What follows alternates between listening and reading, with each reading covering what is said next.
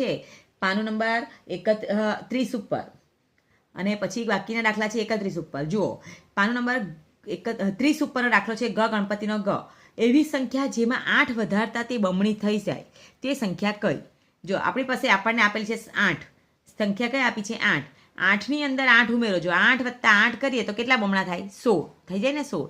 તો તે સંખ્યા કઈ? તો તે સંખ્યા કઈ આવે? 8. આ તો 8 આપેલા જ છે અને આ 8 આપણે ઉમેરીએ એટલે વધારીએ તો તે સંખ્યા બમણી થઈ ગઈ. 8 ને 8 16. એટલે આપણે તે સંખ્યા શોધવાની છે. તો એ સંખ્યા કઈ બને? 8. સમજ પડે છે? હવે ગ ઘરનો ગ. એવી સંખ્યા કઈ કે જેનો 2, 3 અને 5 વડે ભાગાકાર થઈ શકે અને તે 25 અને 50ની વચ્ચે હોય.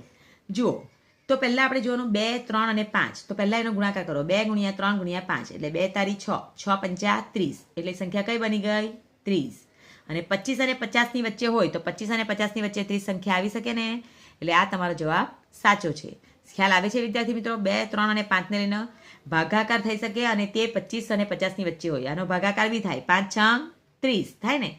5 વડે ભગાય, 3 વડે ભગાય, 10 તાલી 30, 15 દૂ 30 અને બધાનો ગુણાકાર બી થાય.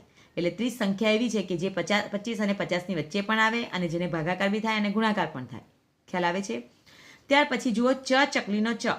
એક નાની કીડી 1 મિનિટમાં 3 સેમી ચડે છે અને 2 સેમી પાછી લપસે છે. તેને 2 સેમી ચડવામાં કેટલો સમય લાગે?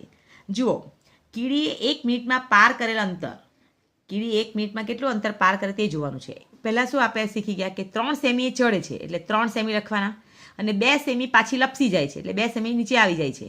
તો 3 સેન્ટીમીટરમાંથી 2 સેન્ટીમીટર બાદ કરો તો કેટલા સેન્ટીમીટર આવે? 1 સેન્ટીમીટર. તો આમ 1 સેમી ચડવામાં 1 મિનિટ લાગે તો 2 સેમી ચડવામાં 2 મિનિટ લાગે.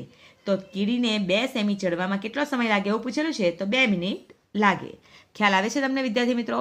કે પહેલાં બાદબાકી કરવી, 3માંથી 2 બાદ કરવાના એટલે 1 સેન્ટીમીટર આવશે અને 1 સેન્ટીમીટર ચડવામાં 1 મિનિટ લાગે તો 2 સેન્ટીમીટર ચડવામાં 2 મિનિટ લાગશે. એટલે તમારો જવાબ શું છે કે 2 સેમી ચડવામાં કેટલો સમય લાગે? તો તમારે 2 સેમી ચડવામાં 2 મિનિટ લાગે. આ રીતના બધા દાખલા તમારે ચોપડીમાંથી જોઈને રકમ લખીને દાખલા ગણવાના છે, જે મેં તમને ગણાવ્યા છે, સમજાવ્યા છે. આ બધા દાખલા વિડીયોમાં હું આપીશ, તે તમે જોઈને નોટમાં લખજો અને સારા અક્ષર કાઢીને આવા દાખલા પરીક્ષામાં પૂછાશે. હવે આપણે જોઈએ સ્વાધ્યાય પોથીમાં જે દાખલાઓ તમને લેસનમાં આપવાની છું તે, અને તમારે તે લેસનમાં દાખલા ગણવાના છે અને તે દાખલાની રકમનો ફોટો મોકલી આપીશ અને અત્યારે સ્વાધ્યાય પોથીમાં સમજાવું છું. તો જોયો,